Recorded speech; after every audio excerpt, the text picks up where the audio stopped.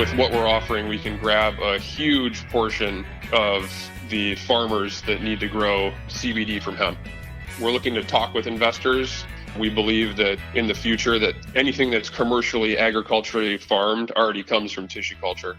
We believe that type 3 CBD hemp is going to be the same way, and eventually clones from tissue culture is going to be the future. From MJBulls Media, it's the Raising Cannabis Capital Show.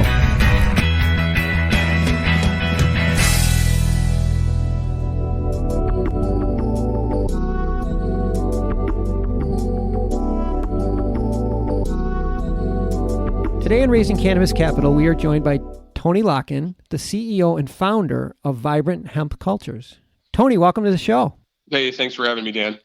Well, the demand for CBD is just so great. We hear farmers are just racing to add CBD so that they can take advantage of this demand. But there's a bunch of additional layers of complexity with hemp that farmers a lot of times aren't aware of. Maybe we can start off by you telling us what some of these challenges that farmers face with hemp. Sure. So typically right now, about 95% of the people growing hemp in the United States and across the world are growing from seed. Typically a farmer that grows from seed, what they do is they have to find a reputable seed dealer. And once they do that, they have to receive the seeds, germinate the seeds. Once they germinate the seeds, then if they get a good germination rate, then they have to call out any plants that have not grown properly. And then once they grow in a hothouse or a greenhouse, for typically somewhere around 5 or 6 weeks, they can be ready to transfer those out into the field. Even seed companies that are guaranteeing their seeds are female up to 99.7%, you still have to be worried about calling out males once you plant. Especially the larger your crop, the larger your field is, the more you have to worry about potentially having that problem. Another thing is phenotypical differences between the seeds. One example that I always give is if you have 10 children, one could be a doctor and another could be a crackhead. That may not be PC, but you get the point. When you're going from seed, you have no idea what you're going to get.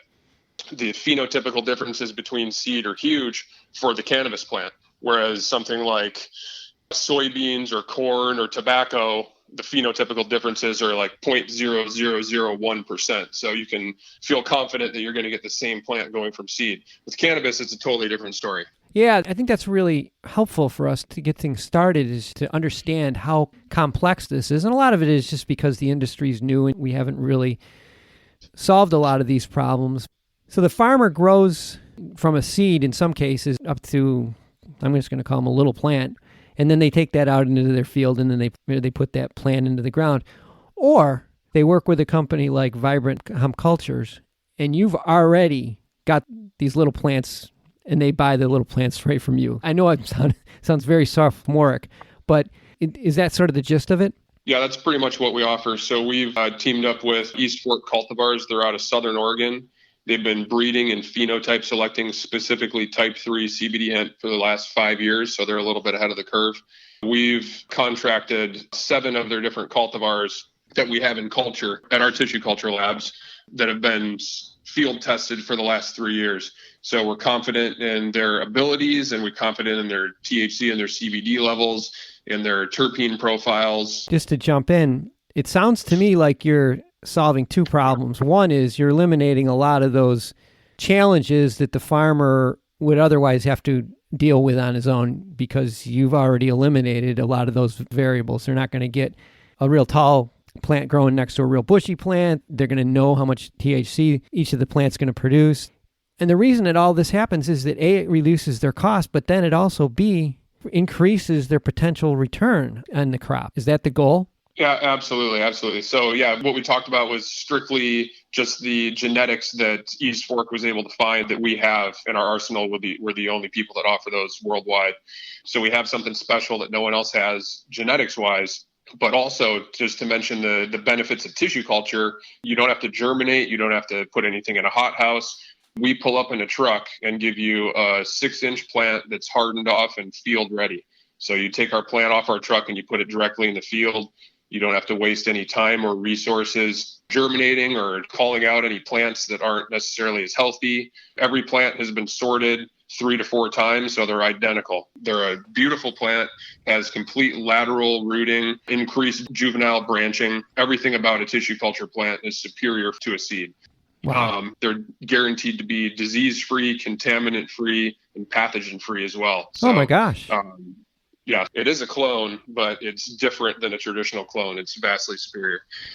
As you were going through some of the advantages, you did touch on making sure that all the plants are the same. And we talked about THC.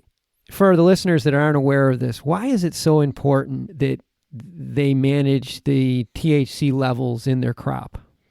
Well, across the whole U.S., a bunch of states are going from different rules right now. So need to follow the Farm Bill rules. There are states that need to follow a pilot program rules from the previous years. And then there are states that are going by the USDA draft rules, which are the most stringent right now, which require the total THC of your plant to be 0.3% or lower 15 days pre-harvest. Based on which state, where you are, and what you're going through, Farm Bill pilot program or USDA draft rules wise, you need to know what your rules are so that you can be compliant and that you'll be able to not only sell in your own state, but you can ship to other states as well. That's something that's very important.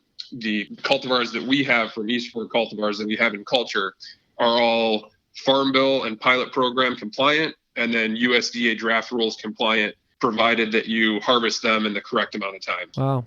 Well, I mean, that just gives you the peace of mind, especially with putting a new crop into the ground. I think people are going to really look for that. On that same line, the percentage of CBD in the plant is really a big driver. So therefore, the more CBD that the plant produces, the more valuable it is, and therefore the more the farmer can sell them for. And I read on your website that that's one of the important things of the plants that you provide. So we have picked high CBD cultivars on purpose through East Fork.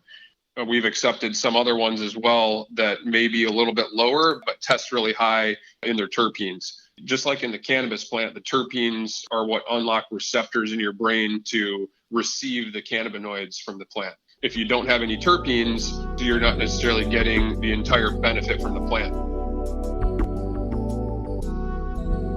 In order to get your plants out to as many farmers as you can, I suspect it's a pretty big capital outlay. I think I saw on your website that the order size starts at 20,000 plants. It seems like that's a pretty big capital outlay. Are you in the process of raising money, or do you plan to raise any money? My business partner, Tom Samuels, he's the co-founder of Vibrant Hemp-Cultures with me. He has come in to have us being well-funded for right now, but we are looking for the future to greatly expand because we think that with what we're offering, we can grab a huge portion of the farmers that need to grow CBD from hemp. I guess we're looking to talk with investors, and we have a bunch of ideas on where we would like to take this. We believe that in the future that anything that's commercially agriculturally farmed already comes from tissue culture. We believe that type 3 CBD hemp is going to be the same way, and eventually clones from tissue culture is going to be the future. Vibrant hemp culture is going to be taking a good portion of business for the farmers that are doing type 3 CBD hemp in the United States. And we also are capable of shipping worldwide too. Jeez. You can ship to every place in the United States, and then you can ship all over the world. I mean, I think this is an opportunity right now that is not going to always be there, so you need to take advantage of it as quickly as you can. I'll have all of Tony Locken's from Vibrant Hemp-Cultures contact information on the MJBulls website. So if anybody wants to get in touch with Tony to talk to him further about his company, reach out to him directly. Tony, it's been great talking to you, and thanks for the education. I learned a lot on this show. Thanks. Yes, thanks so much for having me on MJBulls, and great to meet you, Dan. Great to meet you, too. Good luck with this. Okay, thank you so much.